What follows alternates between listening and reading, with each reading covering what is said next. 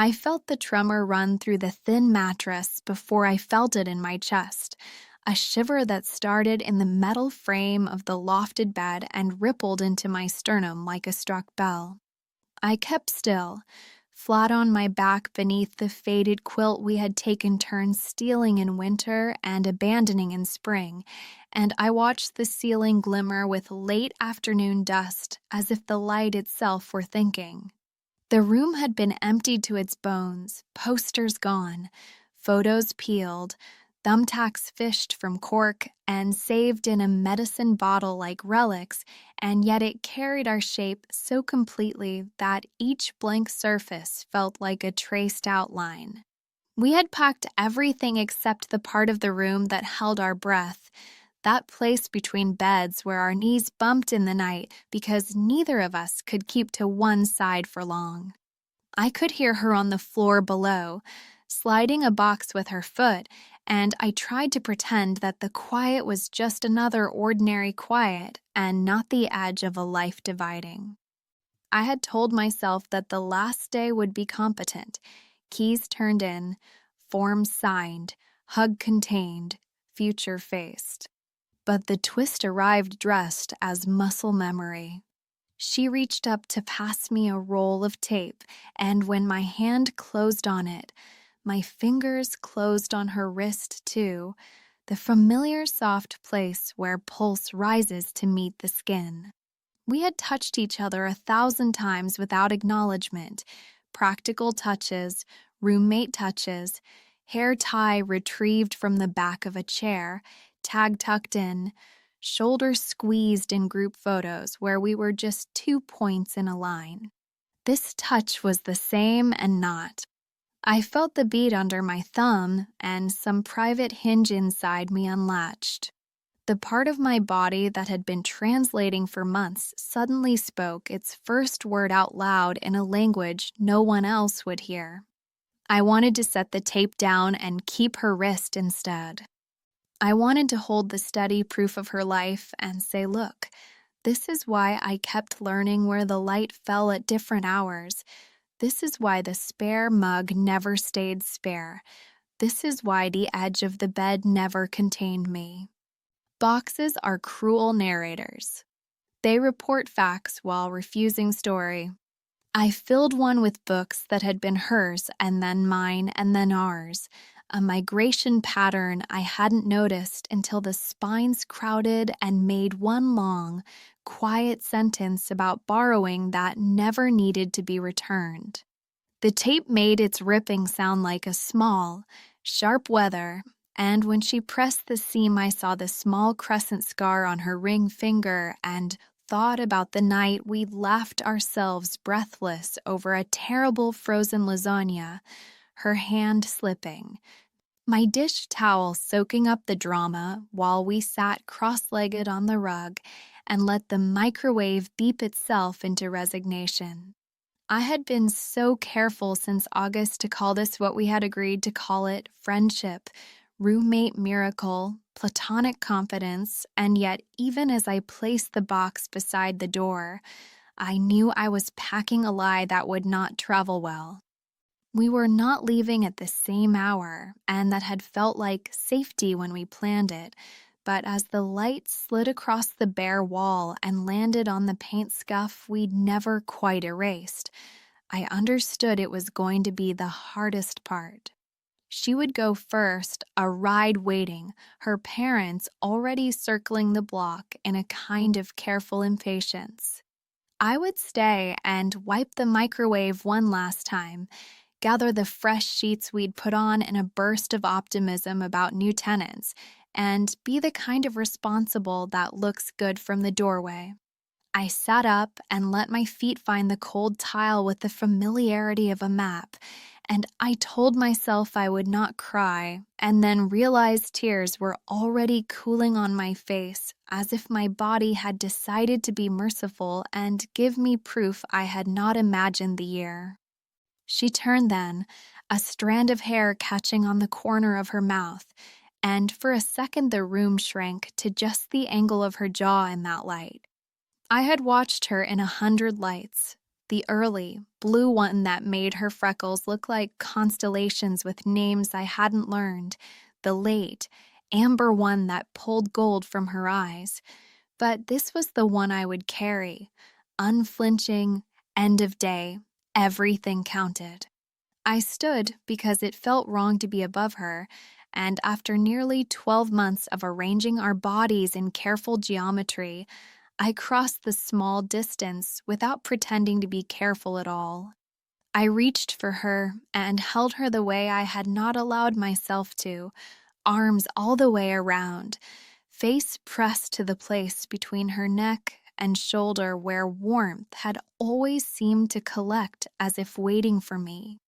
She was solid and soft in exactly the right ways, and in that hug I felt an archive leafed open, the first time her socked foot found mine under the couch cushion during a late movie. The way her hand found my knee at the crowded table in the dining hall when the noise hit a pitch we didn't have patience for. The way she laughed in the bathroom when my eyeliner betrayed me and I washed my whole face like surrender. When I stepped back, the room felt new and old at once. I saw the bed where I had woken to the sound of her pages turning and pretended to still be asleep so I could keep listening. I saw the mirror where our faces had leaned into one frame and learned to be unafraid of being seen. I saw the string of dead fairy lights we never took down because their shape on the wall had become more true than any glow. I saw the doorway where she had stopped one night, in the kind of t-shirt that turns fabric into a grace, her bare legs that particular strength. And I had turned away like a good person because looking felt like stepping onto a moving walkway that would deposit me somewhere my family didn't have a word for. The whole year unfolded and folded itself back into one breath. I took it. I gave it back. I climbed down the ladder and placed the last box by the door.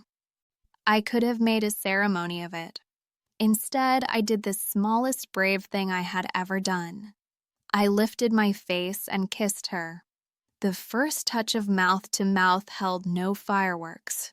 It was soft and honest, an answer to a question she hadn't asked with words, but had asked all year with the way she tilted toward me and let her head rest on my shoulder on the floor of the library, with the way she walked on the traffic side of the street as if my body were worth protecting from strangers she could not see. Her lips were warmer than I expected and exactly as warm as I had always known. When I felt her inhale, the sound threaded through my ribs like a zipper closing what had been open since orientation.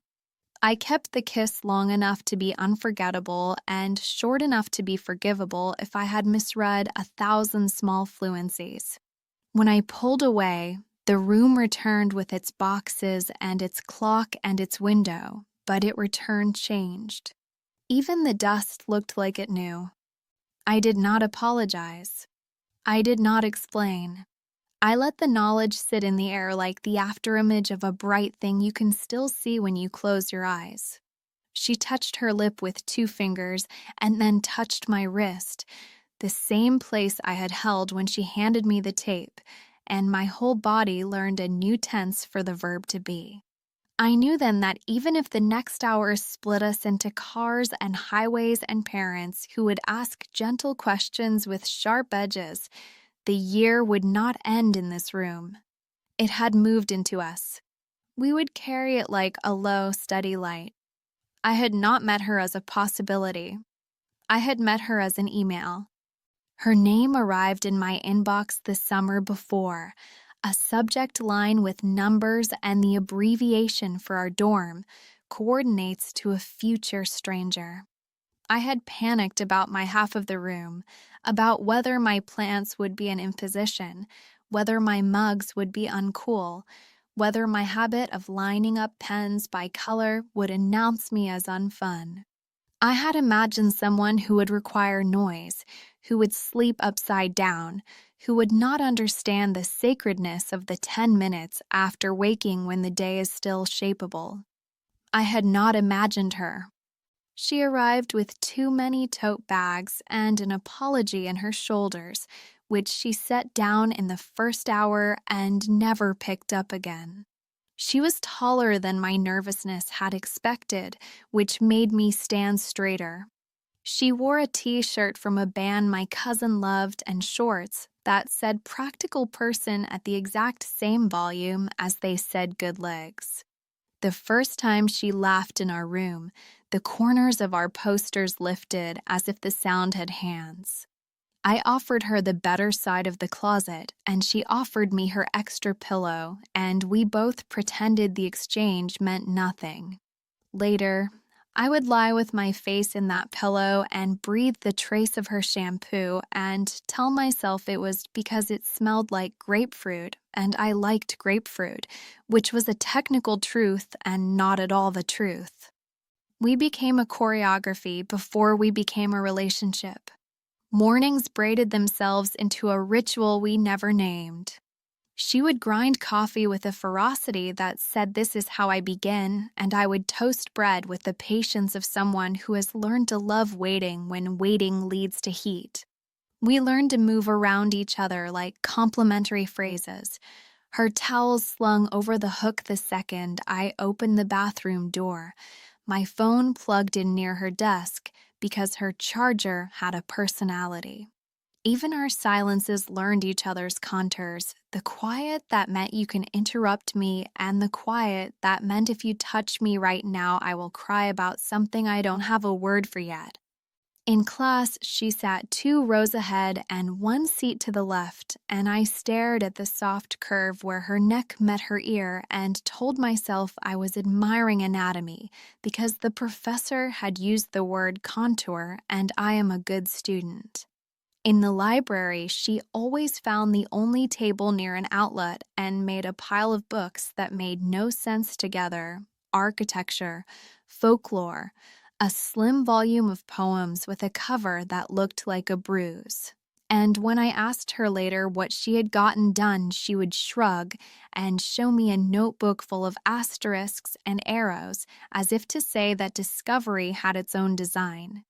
I learned that she trusted objects. She kept a small rock in her pocket because she had found it the day she realized her voice sounded fine in recordings. She wore the same bracelet to exams because the metal felt like an anchor and not a shackle. She touched the door frame every night before lights out, not superstition, but inventory. I had not allowed myself, as a teenager, to put my mouth where my eyes wanted it to go. I had trained my attention like a dog that learned to sit whenever desire barked. With her, the dog learned a trick I didn't know it knew: stay. The first time she fell asleep on my shoulder during a movie and the credits rolled, and I kept my body perfectly still for 15 full minutes, because the weight of her head felt like permission. I understood that restraint could be an offering and not a prison. I did not move.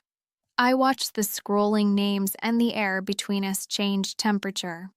When she woke and stretched and laughed at the kink in her neck, I took her pain onto my list of daily tasks, a thing to manage as carefully as rent and lunch. We built a city inside a small room. The desk by the window became a park where I sat with my laptop and ate apples slowly enough to teach my jaw patience.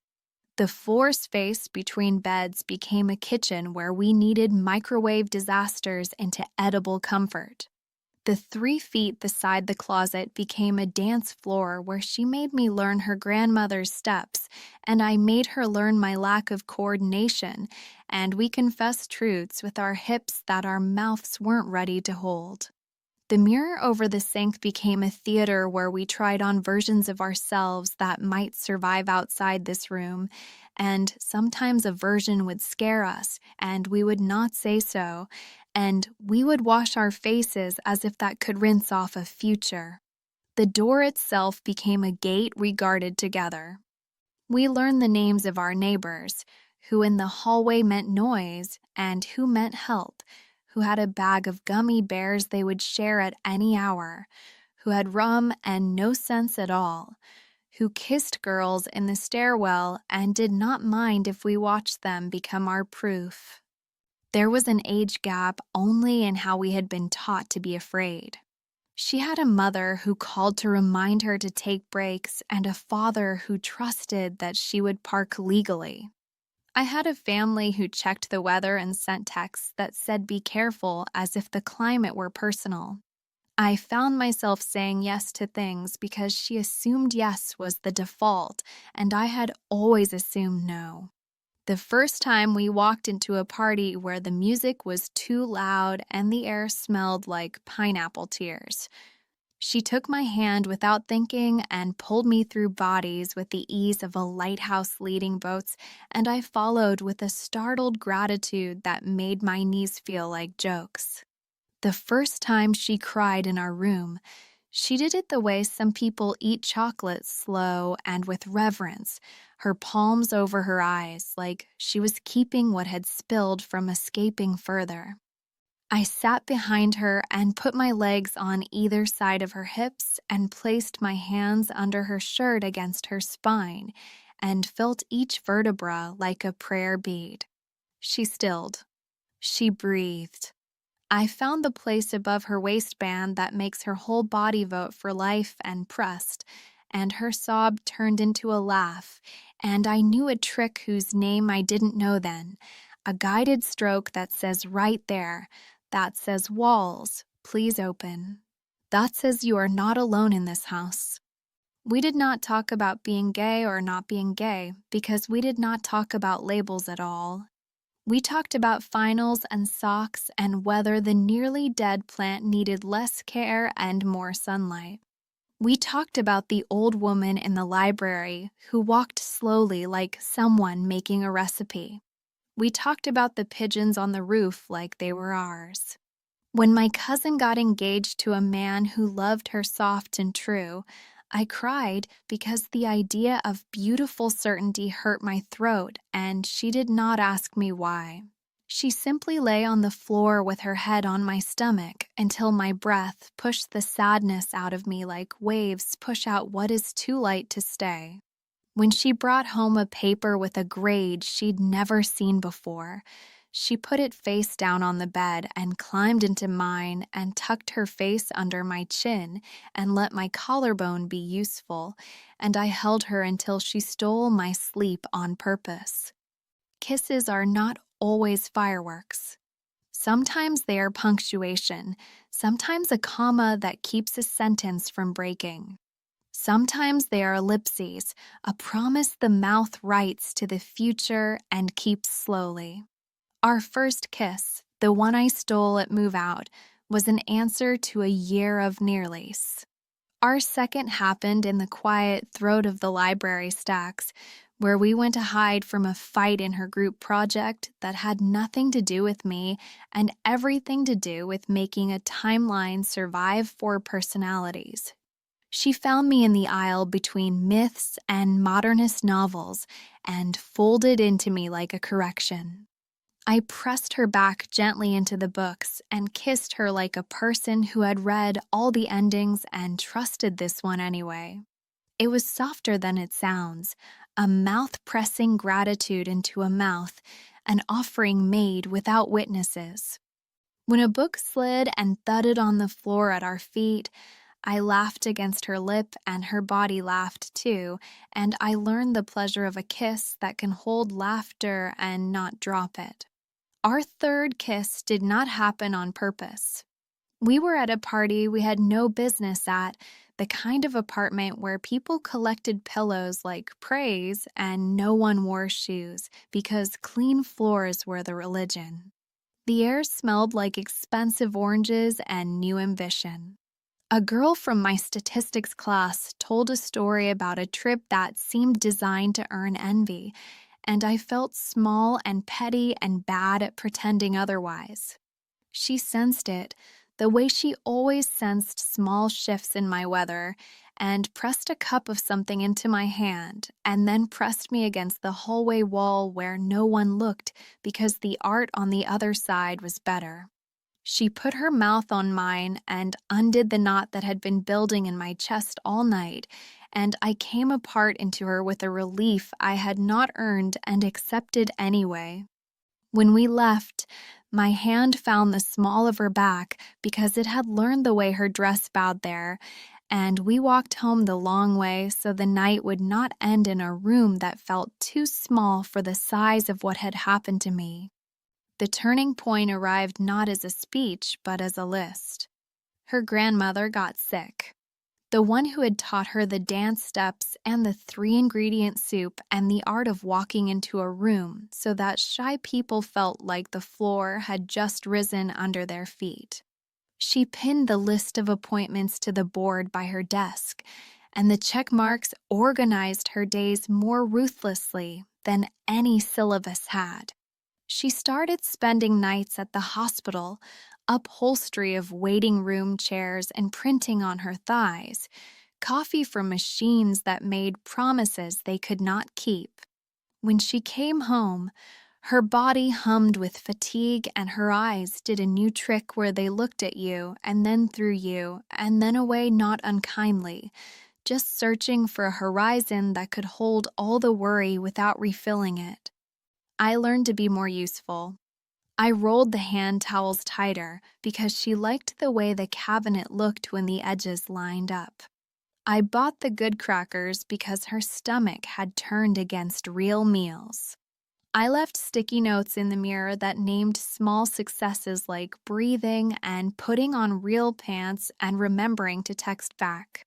I also learned a new greed, the kind that wants the person you love to stop hurting, even if stopping means turning away from you. In the middle of that season, a message arrived from a fellowship she had dreamed about, the kind that would take her to a place far and beautiful for a semester. It was not a question, and then it was. The timing made it obscene and perfect. I watched her hold paper like a bird you want to keep and also urge to fly. I said the things good people say with my mouth and said the things honest people say with my body, pressing my palm to the place she always breathes from when she is about to decide and telling her without language that my hands were not a leash. She went to pack and I lay on her bed and stared at the ceiling and tried to talk to the old fear that had lived in me since a girl in high school had held my hand under a cafeteria table for 3 weeks and then left me with a scab that never really became skin. The fear said you're a season. The fear said this is college. People rehearse here. The fear said she will find a person with a loft that smells like cinnamon and the kind of wild dog she likes, and you will become a story she tells kindly when she is nostalgic. I said nothing back. I waited for her to return with her duffel bag, and when she did, I pulled her into me and gave her a kiss that was not about sex or possession, but about belonging. The shared heat of people who have chosen each other in a world that tries to dilute choices. We moved together with reverence, the way you enter a quiet church even if you do not pray. She slid her hand under my shirt and drew a line up my spine that unhooked a long, slow ache, and I breathed into her mouth and felt the shakiness leave. She left for a few weeks and called every day with reports that skimmed the surface, weather, food, a new friend with a laugh like a bag of marbles. I listened with my forehead against the cool of our window. I counted the days on my knuckles like a kid learning the months. When she returned, she looked the same and older. She had learned new shadows around the mouth. She had learned the way absence clarifies. She had also learned to hold me in public and small, defiant ways that thrilled and terrified me, a hand hooking in my belt loop at the grocery store, a head resting on my shoulder on the campus lawn. We were still careful. We were less careful. The twist I had not prepared for arrived wearing her mother's perfume. Her mother visited, And our room had to become a version of itself that would pass the test. 2 beds separate, 2 lives tidy, 2 mugs different. I knew her mother had expectations that would not include me except as a girl who folded well. I was good at folding. I had learned it young. She toured our hallway like a person shopping for a life she remembered as hers, and I followed with a smile that hurt my molars. She made small noises at our plants, admirable that you keep them alive, and small compliments about my scholarship, impressive that you manage both. She did not look at the way our shoes lived too close, at the dent in the rug where our bodies had invented a couch. I made tea and left them to talk, and then stood in the stairwell where the acoustics made everything sound forgiving. I heard tones more than words. I heard control disguised as fear. I heard worry wearing a nurse's cap. When her mother left, the room exhaled and then inhaled wrong. She sat on the floor with her back against the bed and rubbed her eyes with the heel of her hand in the way that says, "I wish my face would behave." I slid down beside her and let our arms lean, and we sat in the kind of quiet that could hold fire. I knew then that our room had become a battleground disguised as a sanctuary. I knew that loving her would require me to learn how to remain kind while building a wall she could tuck behind. I had never built a wall. I had spent my life building doors. I decided to do both. I started using words like know inside myself more often. I started moving my body in the world like it took up legitimate space. I stopped pretending I didn't reach for her hand first because hers was always halfway there. I stopped calling us just roommates when I told stories to my cousin. I started saying we and letting it stand. She asked me with her touch if I was sure. Not a spoken question. That would have been too neat. The question lived in the way her fingers hesitated a fraction of a second before sliding under the hem of my shirt, in the way her mouth pressed a little softer at the corner of my lip before the kiss grew deeper. I answered with a palm placed low on her belly where breath becomes heat and where certainty lives like a small, stubborn animal. I guided her hand to the place along my side that makes sound happen without permission, and I felt the question go out of her body like steam out of a pot. We moved in the clean rhythm we had earned, the one that never felt like taking and always felt like learning by heart. We reached our peaks together not with noise, but with a kind of rising quiet that made the room seem glad to be ours. Quick reminder, if you're enjoying this story, hit subscribe to Sapphic Tales so you don't miss the next one. Still, the escalation did not pause to let us catch up to our courage. News came from her grandmother's doctor in a tone that tried to be neutral. We learned what we already knew. Time has been teaching endings since the start. She packed a bag again, this time with black clothes and the kind of small gifts you bring to people who forget to feed themselves when grief is cooking. I offered to go, and she shook her head with her eyes, and I said okay with my chest. I bought a candle that smelled like clean laundry and left it on her desk because sometimes the only good thing is ordinary. The week that followed taught me how to be a person in love and absence.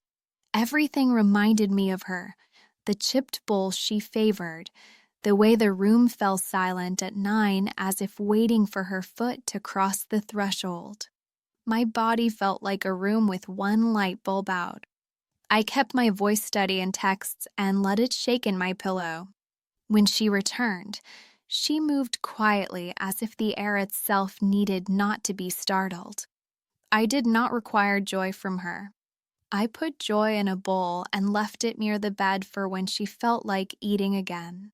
She slept in my bed with her head on my chest, and I watched the small muscles in her face do their nocturnal work, and I did not move a muscle even when my shoulder went numb because I wanted to teach my body to be a good witness.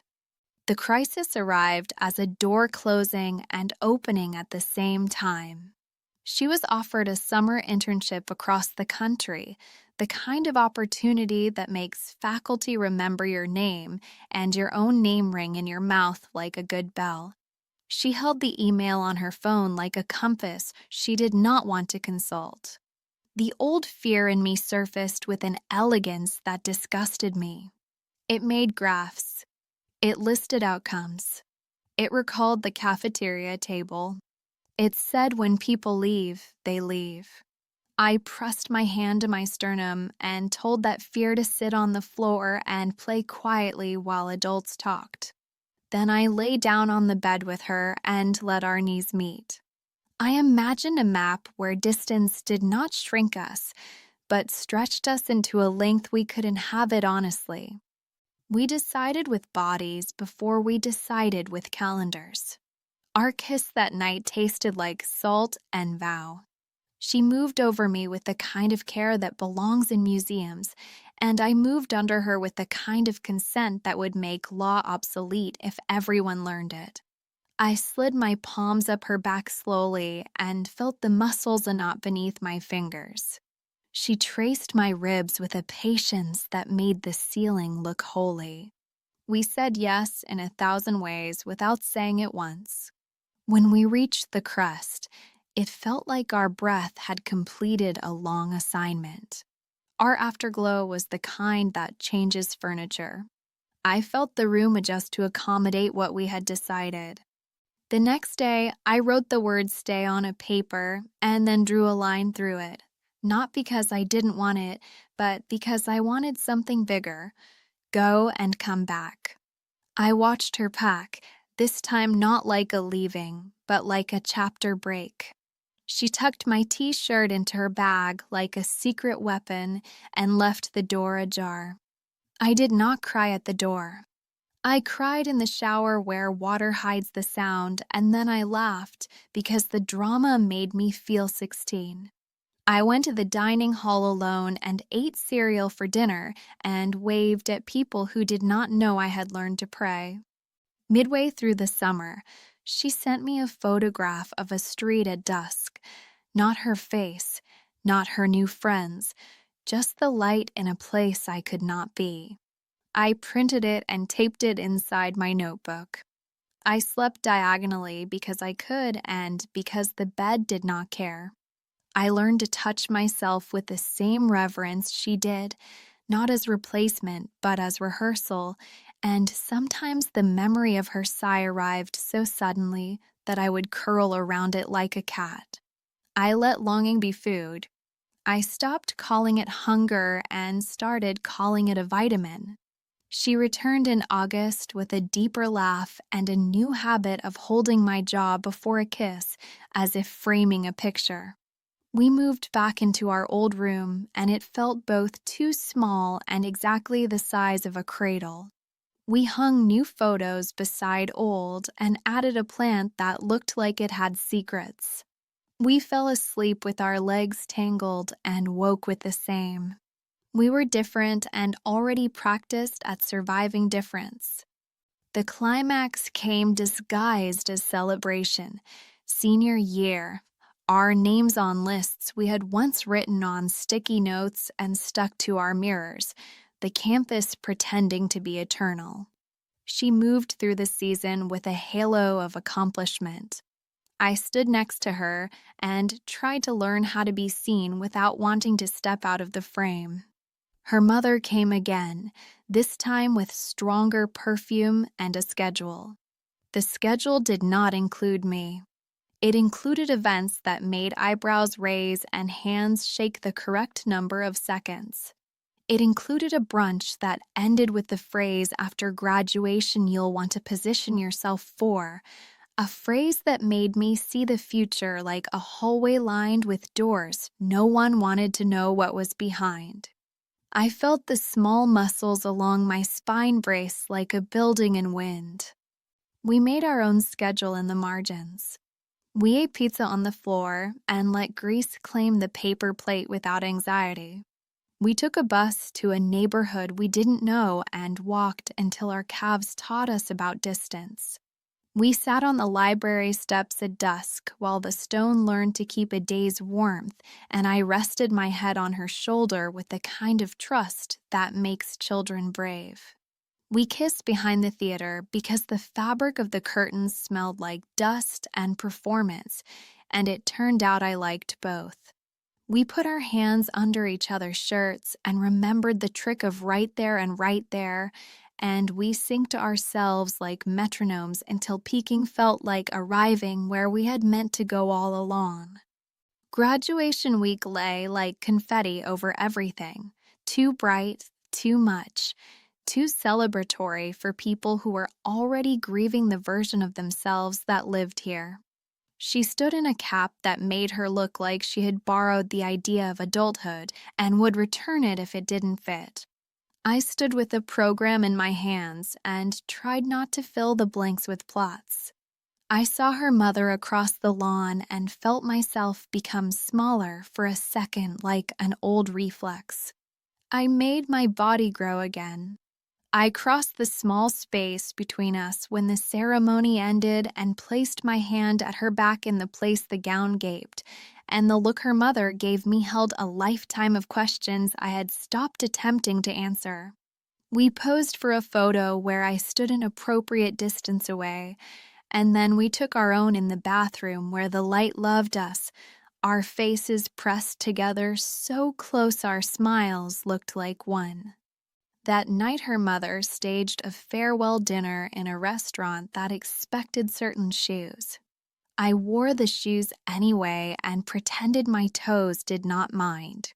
Speeches were made in the tones of people who believe affection is a performance. I nodded and laughed and used the correct forks. When it ended, she and I walked home a long way again, ignoring the ride someone had offered, and by the time we reached our room, the kind of silence had gathered that contains only one good next thing. We undressed each other without hurry, marveling at the body we already knew like it was new, because nights like this teach you how time can be simultaneously linear and kind. She knelt and kissed the inside of my thigh with a gravity that made me dizzy, and I tugged her up and held her face and kissed her like water, like survival, like a decision. Our bodies spoke the language we had earned over 2 years of proximity and practice, our hands finding, guiding, keeping. We came together with a quiet I will spend my life trying to name. After, we lay entwined, legs and arms indistinguishable, her breath on my neck like a vow. Don't forget, every week we share new tales. Subscribe to Sapphic Tales so you're always the first to hear them. Don't forget more stories like this are waiting. Subscribe now to Sapphic Tales before we continue. Morning arrived with the gentleness of people who know they are about to bruise. We packed again, smarter at it, slower. We folded our shirts like the last time, except the fold came from a different muscle, one that understood what leaving means when you intend to return. People knocked and hugged and mispronounced our names and took our snacks. We kept one apple and split it without thinking. We changed the sheets because life is a loop and some loops are holy. We placed the key on the desk with its small history. We stood in the doorway and looked at the room as if it were a person and said thank you with our mouths closed. We did not move to the same city. That would have made this a different story, one with inconveniences solved by maps. We moved to cities that waved at each other across a gap. We learned a new choreography, screens glowing, trains humming, calendars pinned with flights. She sent me photos of her hands covered in clay, and I sent her videos of my morning light finding the plant we bought together and making it a saint. We learned to leave and arrive without writing tragedies on the road. We learned that homes can be two and still be one. Months later, in an apartment that still smelled like paint and boxes, she arrived with a backpack and a look on her face I had only seen once, the day we kissed among books. She set the bag down and came into me like someone who had been swimming across a river and had finally found bank. We fell onto a bed that did not belong to our school and laughed because it was worse than any bed we'd had, and it didn't matter. We removed the day from each other with our hands and let the night live where it wanted. She guided me with a touch that said right there, and I gave her back everything I had borrowed and kept and cleaned. We peaked again, the kind of crust that makes a person say oh even if she does not say words in bed. We fell asleep with her leg over mine, and our hands locked over my stomach, and I woke to the sound of her heart in my ear and thought I might never be afraid again. I am not naive now. I know love is work with better hours than most jobs and worse benefits if you count trophies. I know we will have seasons where our eyes forget to be gentle the first time. I know her mother will not suddenly welcome my hand on the small of her daughters back at Thanksgiving. I know I will sometimes wish for a roommate wall between us so I can pretend she cannot read my face when I am trying not to say the scared thing. I also know the particular sound our bodies make when we climb into bed and find each other in the dark without knocking, a small, relieved sound like a latch catching. I know the exact weight of her hip bone on my thigh. I know the way her breath evens out if I place my palm over her heart and count backward from 10. I know the trick of my own body now, the spot along my side where her mouth turns my spine into an exclamation point, the rhythm that makes peaks arrive for both of us like tide remembering moon. We still hold hands under tables in restaurants that serve salads with too many things in them. We still brush each other's hair back like we did when presentation days made us too loud in our skulls. We still lean on each other on public benches and let our heads tilt together as if the world were not watching because often it isn't, and when it is, it can learn. We still make a bed together as if it were a stage we will perform on tonight and a field we will nap in tomorrow. We still whisper the same phrases without sound. Feels safe, feels seen, feels like the place maps forgot to name. The first night we fell asleep together as more than roommates. We woke at dawn and watched the light draw us without asking. The last night we slept in our dorm, we did the same, quieter, wiser, greedy in the holy way.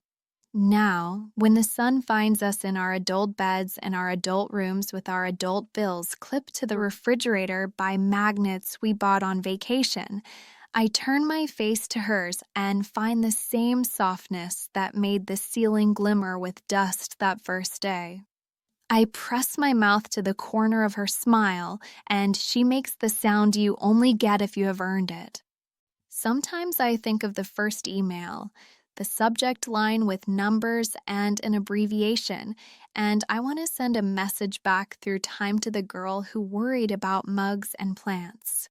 I want to tell her that one day she will place a roll of tape in a hand and change her life. That she will kiss a person in a half-empty room and find a door in her chest she can open from both sides.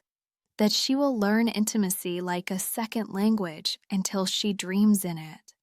That she will wake with a thigh across her hip and a hand on her belly and a life that feels like the right size. Quick reminder, if you're enjoying this story, hit subscribe to Sapphic Tales so you don't miss the next one. We were college roommates. We built a city in a small room. It grew, as cities do, into a country that does not appear on most maps. We are citizens there still, passports stamped by touch and laughter and the holy domesticity of brushing our teeth side by side. And whenever the world asks us for a neat answer, we hand it a story about keys and boxes and a kiss that counted, and we let it figure out how to carry that home.